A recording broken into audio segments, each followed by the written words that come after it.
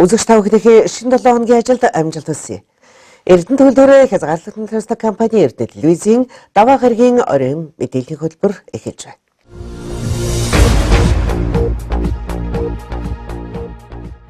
Эхнийх мэдээ танилцуулъя.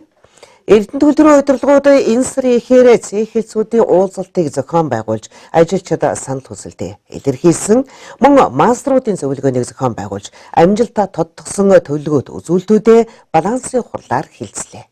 Дэлхийн эдийн засгийн өсөлт сэрхийн хэрээр улс орнуудад зэсийн хэрэглээ нэмэгдэж байна. Үүнийг дагаад Эрдэнэ төлөвлөрийн баялаг бүтээгчдийн ажлын амжилтын ард улс орны эдийн засгийн эерэг өөрчлөлт хүлээлт үүсгэдэг.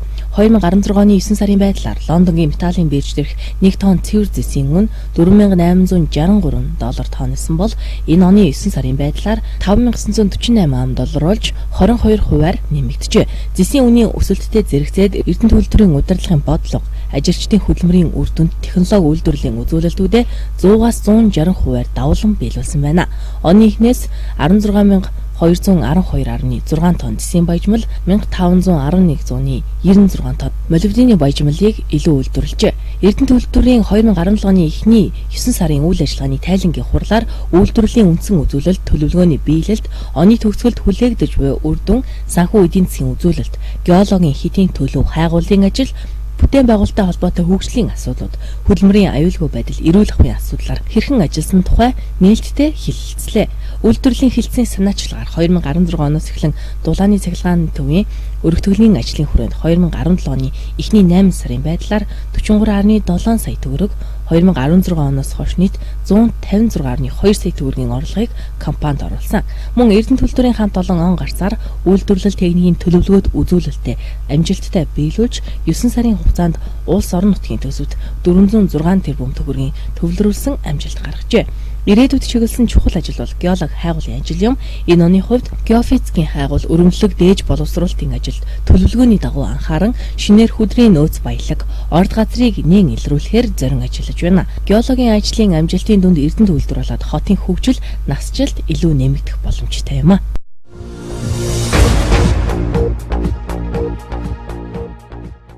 Эрдэнэ төлөвлөр болон Эрдэнэ хотын иргэд тэдний гэр бүлд соёл урлагаар өвчлөх үүргийг уурхайчин соёлын ордны хамт олон гүйцэтгэдэг.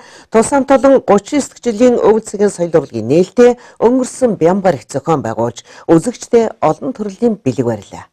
Уурхайчин соёлын ордны хамт олон үйлдвэрийн болон бүтцийн нэгжийн удирдлага, аймаг сумын нутгийн удирдлагын байгууллагатай хамтран мянган уурхайчид, хотын иргэд, хөдөлмөрчдөд соёл урлагийн олон талт ажлуудыг өнгөрсөн хугацаанд амжилттай зохион байгуулж ирсэн. Уурхайчин соёлын ордон 2017-оос 2018 оны хичээлийн жилд хүүхэд багчуудад зориулан 7 төрлийн 10 дугууланд 308 хүүхэд элсүүлэн 17 багш сургалт явуулж, суралцагчдын 27.9% буюу 86 төгөлдөр хуурын дугууланд суралцаж байна.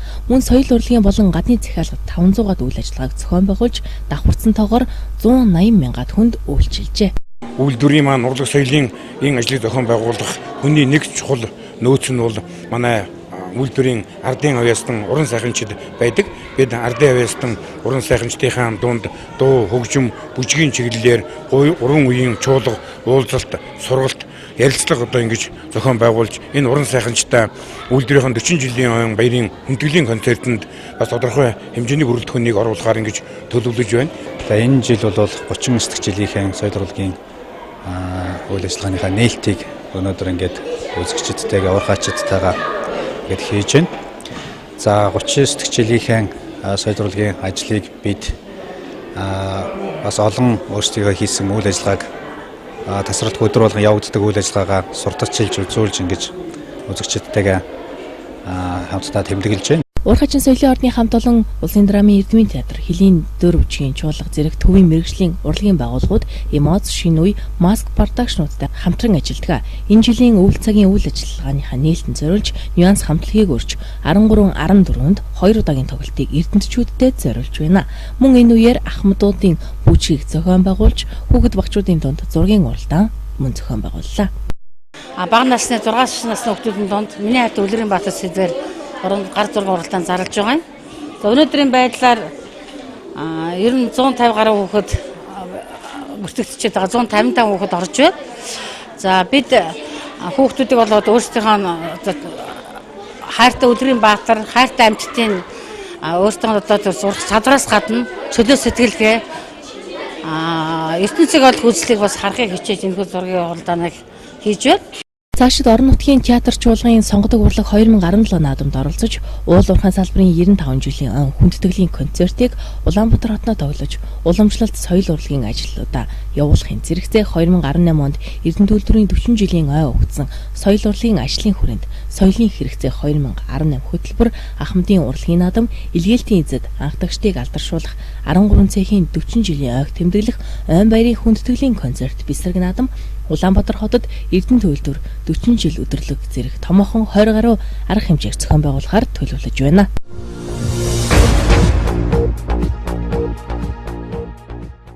Өнөөдөр мөн аймгийн засаг даргын ээлж шуурхай зөвлөгөн боллоо. Тус зөвлөгөөнөөр өгсөн үүрэг даалгаврын биелэлт болон шинэ 7 хоногт хийж хэрэгжүүлэх ажлын чиглэлийг хэлцлээ. Хавар намартай Монгол Улсын ерөнхийлөгчийн зарилгаар бүх нийтээр мод тарих үйл ажиллагааг зохион байгуулдаг. Тэгвэл аймаг орон нутгийн ногоон байгууламжийг бүсжүүлэх жимсний мод тарих зураг төслийг нарийн гарган тодорхой болгосны үндсэн дээр үйлдвэр аж ахуй нэгж томоохон байгууллагуудтай хамтын ажиллагааны гэрээ байгуулах шаардлагатай байгааг засаг даргын хот байгуулалт дэд бүтцийн асуудал хариуцсан орлогч Бат Жаргал санууллаа. Ингэснээр жил бүр компаничлсан ажил зохион байгуулах шаардлагагүй болно гэж үзэж байгаа юм. Мөн өнгөрсөн 7 хоногт аймаг бүрийн хөдөө аж ахуйн салбарынхан болон онцгой комиссийн бүрэлдэхүүнүүд сургалт семинарыг зохион байгуулсан. Энэ үеэр Монгол Улсын ерөнхий сайд биечлэн хөдөө аж ахуйн салбарынхны мэдээ тайлан зөрүүтэй ирдэг талаар анхааруулж үүрэг даалгавар өгсөнийг холбогдох хэлтсүүдэд дамжуулан хамтын ажиллагаагаа сайжруулах үүрэг өглөө. Наадмын талбай одоо нэг зөв төслийн ажлууд ингээд манай хөрөнгө оруулалт төвлөрийн бодлого систем энэ төлөвч бичиг оруулсан байна. Энд чинь компани шалгараад зөв төслөө хийгээд зөв одоо тэр мэрийгээд төлөвлөлт төр хийгээд яваад байгаа юм шиг байна. За тэрийг өөртөө авч үзээд нэг танилцуулаарай. Энэ наадмын талбай тэр өөрөө ер нь авах юм яаж өгч гэж байгаа. Тэр одоо гол зөвлөлийн орноор ороод хэрэгжүүлэлт ороод урлаг хурдан ороод нэг хэсэгчлэр төлөвлөгөө батлагдаад явах хадаа. Холбон багсаа гэж байгаа тийм ээ. За энэ зүйлүүд ингээд гүйцэтгэж хийчихнэ.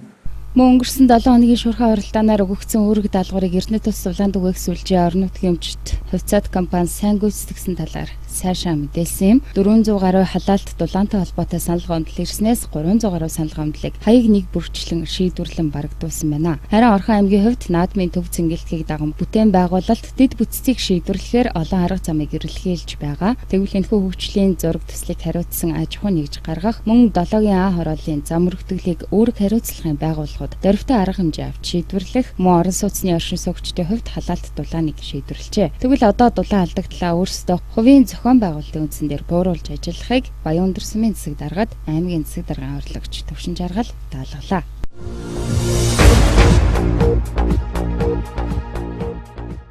Урхач соёлын ордноос бүтээж АИКУ 2017 уралдааныг Эрдэнэ төлөвлөрийн инженери техникийн ажилтнуудын гэр бүлийн дунд зохион байгууллаа.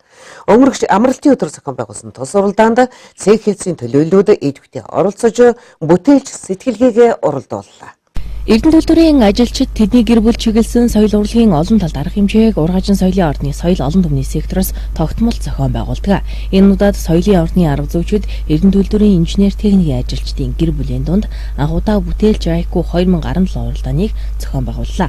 Хоёр үе шаттай тус тэмцээнд баяжуулах үйлдвэр, засвар механикийн завод, ил уурхай зэрэг нийт 10 цэхийн ажилчид гэр бүлийн хамтаар оролцсон юм. Хоёрдугаар шатны шалгаруулалтанд 5 цэхийн баг өрсөлдснөөс нэгдүгээр байранд баяжуулах үйлдвэрийн баг, удаах байранд спорт ордны багийн гишүүд, гуравдугаар байранд засвар механикийн заводын ажилчдын гэр бүл орж бүтээлч сэтгэлгээгээ сорьцоосон юм а. Эрдэнэ төлөвлөрийн инженер техникийн ажилтнуудаа зориулсан зохион байгуулсан. Тэд нар маань болохоор өөрийнхөө гэр бүлийнхэнтэйгээ оролцсон бас манай энэ шинэ хэлбэрийн нэг ажил болж байгаамаа. Бүтээлч АИКУ 2017 уралдаанд нийт 12 цэхийн 32 ажилтан оролцлоо. Тус тэмцээнийг соёл олон түмний сектороос анх удаа зохион байгуулсан ба цаашид уламжлал болгон зохион байгуулахаар төлөвлөж байна. Ирэх жил хөгжлийн хэлтээс болон бүтээмж инновацийн төвтэй хамтран улам өргөн хүрээнд зохион байгуулж олон ажилчдыг хамруулахаар болжээ.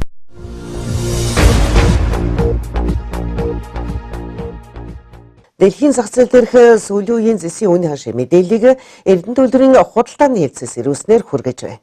10 дугаар сарын эхний 7 хоногт Хятад болон Азийн бусад хэрэглэгчид баярын амралттай байсан учраас худалдаа авалт багасаж зэсийн үн $6,400 тонн орчимд хэлбэлзэж байсан. Харин өнгөрсөн 7 хоногт тус улсын хэрэглэгчид зах зээлд эргээрснээр зэсийн үн $6,800-ыг давж өслөө. 10 дугаар сарын эхний 13 өдрийн байдлаар зэсийн үн дунджаар $6,610 тонн байгаа нь өнгөрсөн сарын дундаж үнэтэй харьцуулахад 30 орчим $10-оор өндөр байна. 2014 оны 11 сараас хойш зэсийн сарын дундаж үн $6,600-аас өндөр байсан тохиолдол гараагүй юм. Биржүүдийн зэсийн нөөц бол буурсан үзүүлэлттэй байна. Үүнээс үзэхэд бол зэсийн эрэлт бол ойрын хугацаанд бол сайн байх төлөвтэй байна.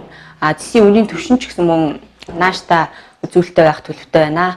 Энэ 7 хоногт бол Хятадын конгресс тухайн улсын засгийн газраас авч хэрэгжүүлэх эдийн засгийн арга хэмжээ, түүнчлэн эдийн засгийг дэмжих хөтөлбөрүүдийн талаар бол шийдвэр гаргана гэж үзэж байгаа. Шинжээчид бол энэ асуудлыг зах зээлд нэлээд нөлөө үзүүлнэ гэж харж байна. Эрдэнэ төлбөр компани нь 2017 оны эхний 9 сард зэсийн баяжмлын ажилтны төлөвлөгөөг 101.6%-аар давуулан биелүүлж 103.8 мянган тонн зэс агуулсан 486,063 тонн зэсийн баяжмлыг нийлүүлжээ. 2017 оны эхний 9 сарын молибдены баяжмлын ажилтны төлөвлөгөөг 158.2%-аар давуулан биелүүлж 2275.8 тонн молибден агуулсан 4926.1 тонн молибдены баяжмлыг тус нийлүүлжээ.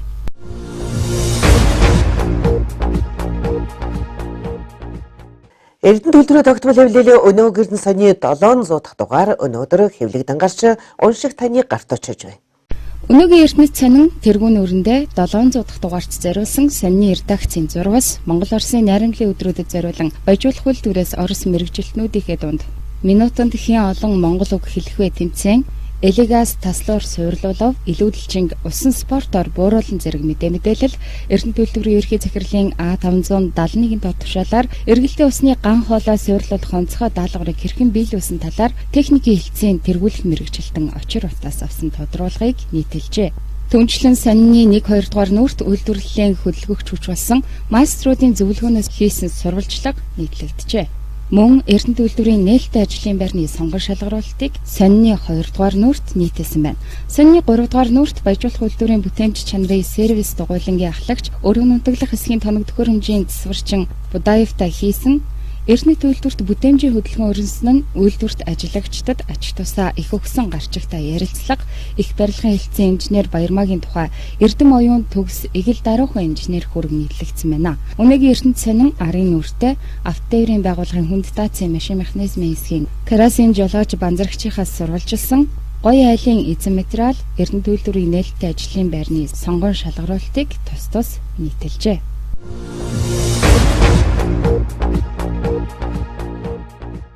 Эрхэмсэгчтэй манай мэдээллийн хөтөлбөрөөр зочны ярилцлагын цагаар үргэлжилж байна.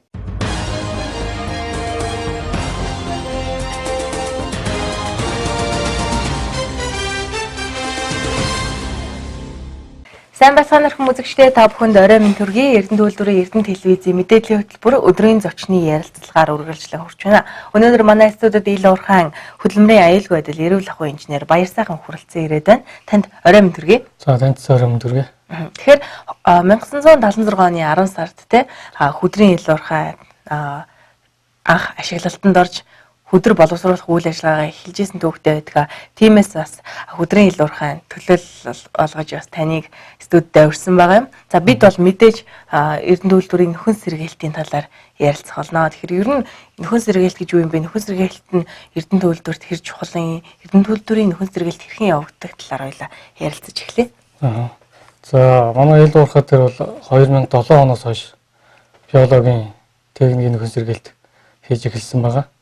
За мэрэгжлийн байгууллага болох Эко Монгол Эрдэнэ гэдэг мэрэгжил сургалт үйлдвэрлэлийн төвтэй хамтарч 7 оноос хойш хийж эхэлсэн. Тэгээд жил болгон байгаль орчныг хамгаалах төлөвлөгөөнийхөө дагуу тодорхой хөрсний оолго дээр одоо манай Ил Уурхаан 3 дугаар оолго гэж ярьдаг хөрсний тэн дээр жил болгон хэдэн гааг төлөвлөгөөндөө тусгаад тэрнийхээ дагуу нөхөн сэргээлтийн ажлыг хийж гүйцэтгэдэг. Тэгэхээр яг ямар төрлийн нөхөн сэргээлтүүд байдаг вэ? Ер нь одоо манай уурхаад жишээ нь энэ нөхөн сэргээлт нь тохиромжтой юм а гэсэн зүйл байдаг болов? Ерөнхийдөө бол техникийн болон биологийн нөхөн сэргээлт гэж нөхөн сэргээлтийг хувааж үзээд байгаа л да. За техникийн нөхөн сэргээлт гэдэг маань баг тэр эхлээд биологийн нөхөн сэргээлт хийх газраа өөрчилж бэлдэнэ гэсэн үг. За одоо жишээ нь шууд хөрснөө явуулах тэр ургамал тариалахад шууд урахгүй учраас мэдээж шимт хөрс хуулж те шимт хөрсөө билазаар зөөгөөд тэгээ манай уул уурхайн хүн техникүүдэрээ яг хөрсөө эхлээ бэлдэнэ гэсэн үг. Хар шорон хөрсөө 40-50 см хүчилт хийгээд за тэрийг нөгөө хогийн ургамлаас нь цэвэрлээд тэгснийхаа дараагаар үе шаттай нөгөө дараагаар үржилтийн хар шороогоор хүчилт хийгээд нөгөө био бордоо гэж байна. Тэрүүгээр ингээд бордоогоор бордоолоод тэгснийхаа дараа нөхөн сэргээлтийн мод бутаа тарьдаг. Тэгээд зүлэгжүүлэлтийн ажлыг хийдэг. Мэдээж энэ бол бас тусгай одоо шинжлэх ухааны үндэслэлтэйгээр энэ ажлууд явдаг байгаа. Түүнийг бас ингээд уурхайч хамт олон маань ингээд хийнэ гэдэг бол маш том ажил. Түүнийг бас мэргэжлийн байгууллагуудтай хамтран хийдэг гэж байна. Мэргэжлийн байгууллагуудтай хамтран хийсний одоо давуу тал нь юу вэ? Энэ талаар та бас яриач. Тийм л дээ. Мэргэжлийн байгууллагууд бол яг тухайн нөхөн сэргээлтээр мэргэжсэн тийм баг хамт олон байгаа. Тэгээ манайхан гэрээ байгуулаад тэр гэрээ байгуулсан компани маань Эко Монгол Эрдэнэ гэдэг эмсүүд байгаа. За энэ хүмүүс маань жил болгон хаврын нөхөн сэргээлтээ ажиллаа хийх гээд манай ил урхад дээр хүрэлцэн ирдэг. За тэгээд тэр хүмүүстэйгээ манай экологийн инженер хамтраад за яг айл газар биолог техник бид нар ингээд урьдчилан бэлдсэн байдаг л техникийн нөхөн сэргээлтийг урьдчилан бэлдээ хийсэн. Тэгээд тэр мэргэжлийн байгууллагууд яг зөвхөн энэ ч яг ямар ургамал тариалах, ямар мод тариалах ингээд ярилцж хагаад тэгээд биологийн нөхөн сэргээлт хийдэг. Тэгэхээр одоо Эрдэнэ төлөвлөр маань 2013 оноос хойш бас энэ байгаль орчинд нөлөөлөлтөд төлөв анхаарсны үдэнд ногоон төглийг байгуулж үйлдвэрийн бүс 30 га газарт одоо моддоор те нөхөн сэргээлтийн ажиллааг бас ингээд үргэлжлүүлсэн л те. Тэгэхээр ногоон төглийн үйл ажиллагаа болвол ингээд өргөжин хэлсээр жилээс жилд те тэнд одоо ургаж байгаа моддын тоо ширхэг болон одоо төрлүүд нэмэгдсээр байна. Цэх хэлцүүд бас ингээд өөрсдийн хуваарийн дагуу модоо тарьдаг. Тун саяхан бас намрын мод тариалтын ажил боллоо. Ер нь ногоон төглийн үйл ажиллагаанд илүүрхэн хамт олон хэрэг төвтэй оролцож байна. Хичнээн мод тарьсан бэ. За жишээ нь энэ жилийн хувьд л ярьж авч үзээ л да. Ерөнхийлөгчийн жил болгон ерөнхийлөгчийн зорилго байгаа мод тарих, намрын мод тариалт байдаг. За энэний дагуу манайх бас нөхөн сэргээлтээ ногоон өөрийнхөө хариуцсан ногоон төгөлд өөрийн хариуцсан талбай гэж байгаа. Тэндээ шинэс энэ жилийн хувьд бол шинэс 65 ширхэг, шар хойс 200 ширхгийг тарьсан байгаа.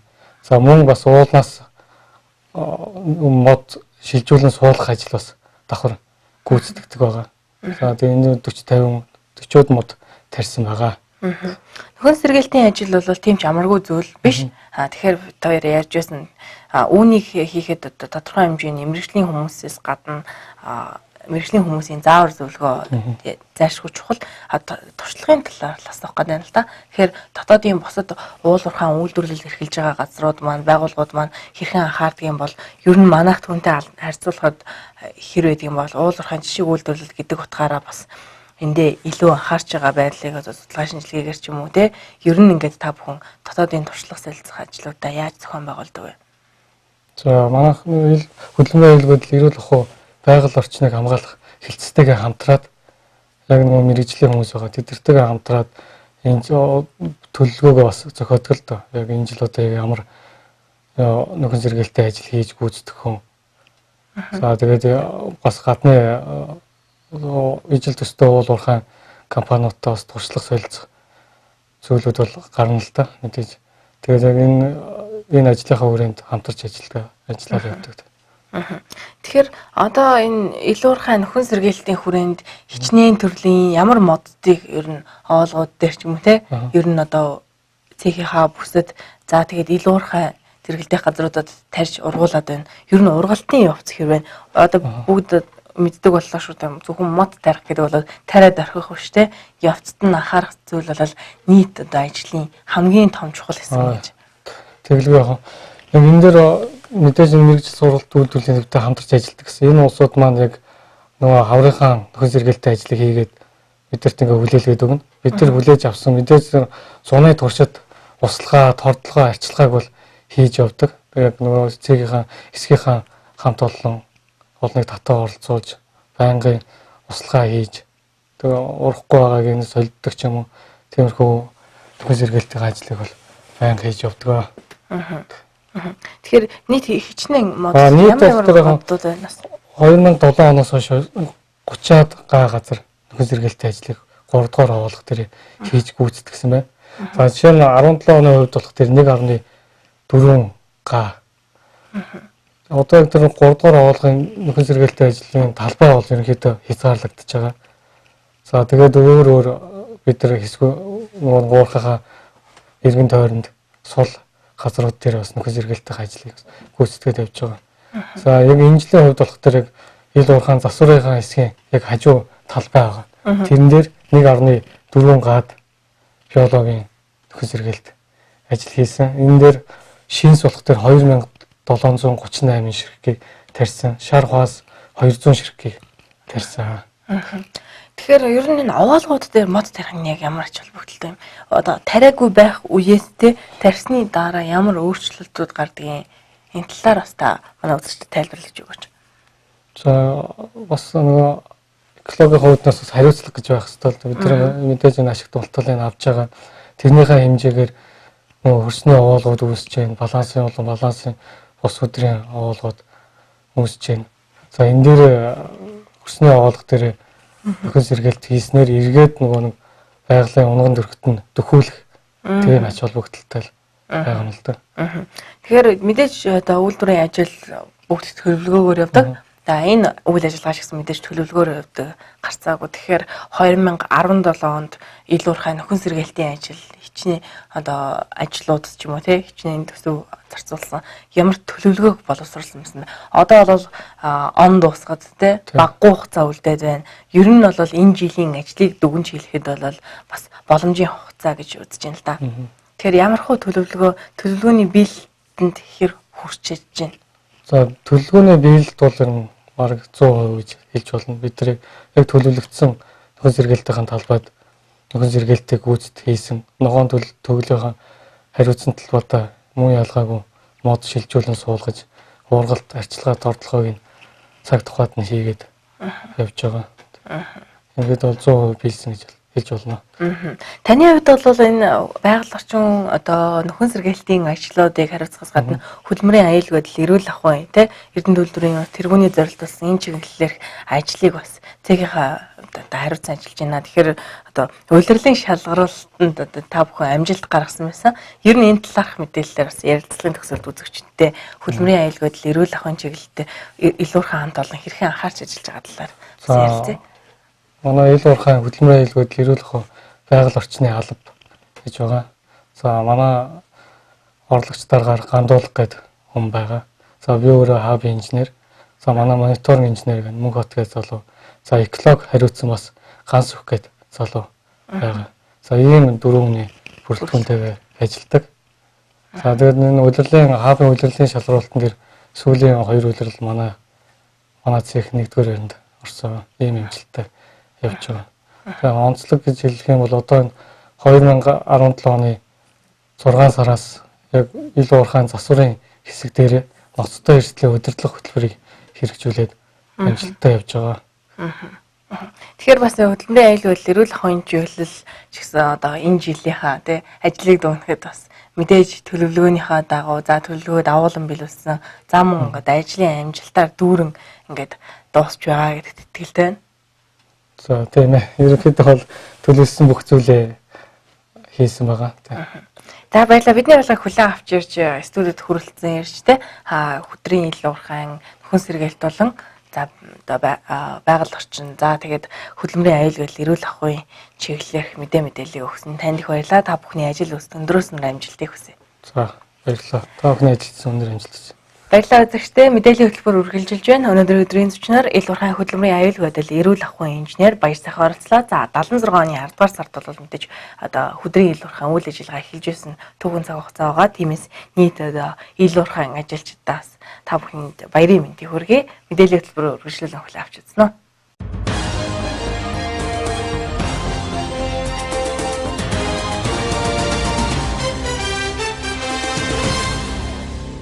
Одоо та хөргөжлөлөн улс орон болон дэлхийд дахинд өрсөн онцлог үйл явдлын талаарх мэдээллийг цахим утаснаас бэлтгэснийг хүлээн авна.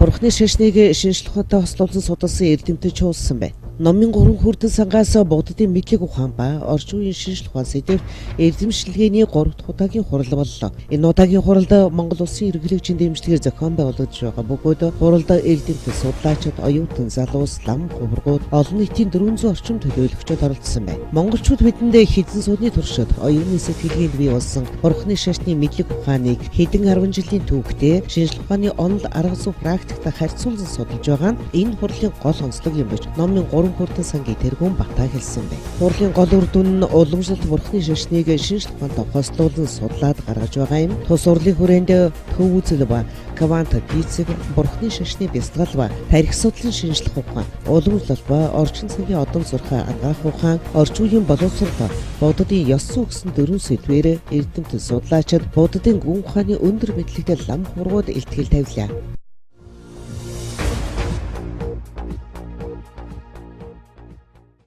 Америк нэгдсэн улсын элчин сайдын яам виз гаргаж өгнө гэх хүмүүст хандахгүй байхыг зөвлөж байна. Чингис хаан олон улсын нисэх хөстэй буудалд гадаад харилцааны яам Америк нэгдсэн улсын элчин сайдын яамтай хамтран хэрэгжүүлж байгаа Америк нэгдсэн улсын визний асуудлаар мэдээллийн аяныг эхлүүллээ. Тус үйл ажиллагаандаар виз гаргаж өгнө гэж амлаж байгаа хувь хүн болон байгууллага хандаж тэдэнтэй холбогдохгүй байхыг анхааруулж мөн визний талаарх мэдээлэл өгсөн байна. Улсын хэмжээнд нийт виз авсан хүний 8% зөрчилд оюутны виз, аялал жуулчлалын виз авч байгаа 3 хүний нэг нь зөрчил гаргаж байгаад гадаад руу визгүй зорчуулах зорилттой саад учруулж байна. Гадаад харилцааны сайтын үр гүйцэтгэгч мөн хөргөл мэдээлсэн байна. Америк нэгдсэн улсын виз нь V1, V2, F1, G1, M1 гэсэн төрлүүдтэй эдгээрээс ямар чиглэлээр хэдийн хугацаанд явахаар шалтгаалan визээ мэдүүлдэг юм байна. Тухайлбал визнес аялал зугаалга уралдаан тэмцээнд явахаар V1, V2 төрлөөс визээ мэдүүлэх нь харин оюутан суралцагчид F1, G1, M1 төрлөөс сонгодог юм байна.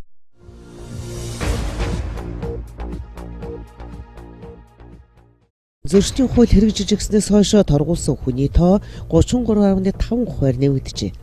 Шүүхийн ерөнхий зөвлөөс Монгол улсын шүүхийн 2017 оны 3 дугаар улирлын шүүн таслах ажиллагааны тайлан танилцууллаа. Улсын хэмжээнд анхаарснаас хойш 45404 хэрэг шүүхээр шийдвэрсэн байна. Үүнээс анхан шатны шүүхээс 38811, давзаалтах шатнаас 5037, хяналтын шатны шүүхээс 1556 шийдвэр гарсан байна. Энэ үзүүлэлтээс үсгэд өмнөх жилээс эрүүгийн хэрэг болон захиргааны хэрэг тус өссөн бол иргэний хэрэг урс үзүүлэлттэй байна. Харин эвлэрүүлэн зуучилан 28.6% өссөн байна. Зөрчлийн тухай хууль жижигснээр зөрчил бүртгэгдэх тухай хэмжээ нэмэгдэж тэр дундаа 7-оос 30 хоног баримтлах шүүхийн шийдвэр өссөн байна. Өнгөрсөн жилдээ харьцуулахад баримтлагсан хүний тоо 2.1% өсөж, харин торгуулсан хүний тоо 33.5% нэмэгдсэн байна. Нэг талаас баримтлах шийдвэр их өссөн. Хөнгөн хэмжээний гэмтэргийг үйлдэлээр нь хууль сахиулах байгууллага арга хэмжээ авч чадаж байгааг харуулж байгаа юм. Энэ цаашлаад хуулийг сахиж мөрдөх соёл нэвтрүүлгээд үр дүнтэй юм.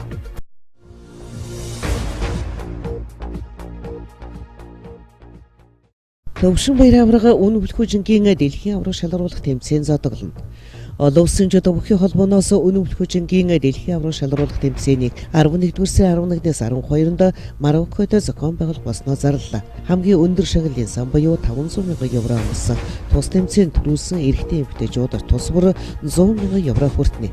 Алтан медаль 100,000 евро, мөнгөн медаль 50,000 евро, хүрэлэн медаль 25,000 евро, шагнал 5 дугаар шалгарсан 10,000 евро, шагнал 7 дугаар шалгарсан 2 жуудаач 5,000 евро, шилэг 16 үзсэн 8 жуудаач 2,500 евро. Монголын шигшээ багийн олимпийн аварга дэлхийн аварга хүрэлэн медаль төвшин баяр, олон улсын хэмжээний мастер Тэмүүлэн Дүүрэн баяр Отгонбаатар зодоглохоор мэдээлэл өгчээ.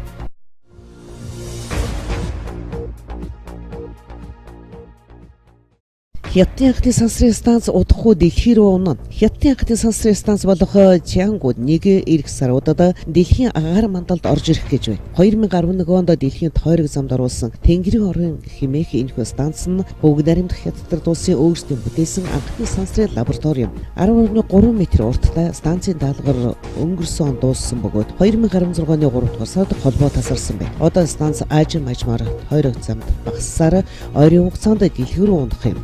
Harvard Smithsonian автовизкийн төвийн эрдэмтэн Жонатан одоо станцын ойр тавтын тойрог нь 300 км хүрсэн бөгөөд 2017 оны сүүлээр эсвэл 2018 оны эхээр дэлхий рүү унана гэсэн байна. Нэгдсэн улсын байгууллагын гадаад сансрын асуулт хариулсан албанаас өнгөрсөн 8 дугаар сард Тянгуудын станц 2017 оны 10 дугаар сараас 2018 оны 4 дугаар сарын хооронд дэлхий рүү унана гэж мэдгдсэн бөгөөд унахын явцдаа их хэсэг нь шатаж алга болох юм байна.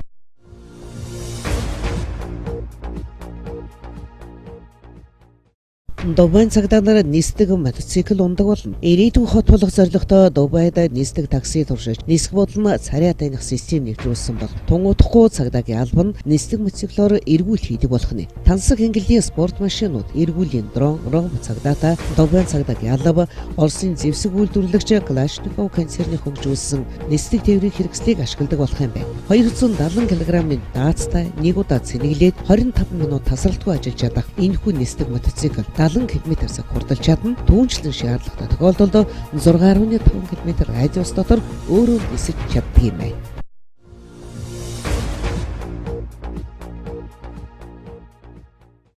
Мэдээллийн хөтөлбөрөөр төгсгөлдөө хотуудын ойрын 3 хоногийн цагаагаар мэдээ арилжааны банкудаас ирүүлсэн баялуутын ханшийн мэдээллийг хүргэе.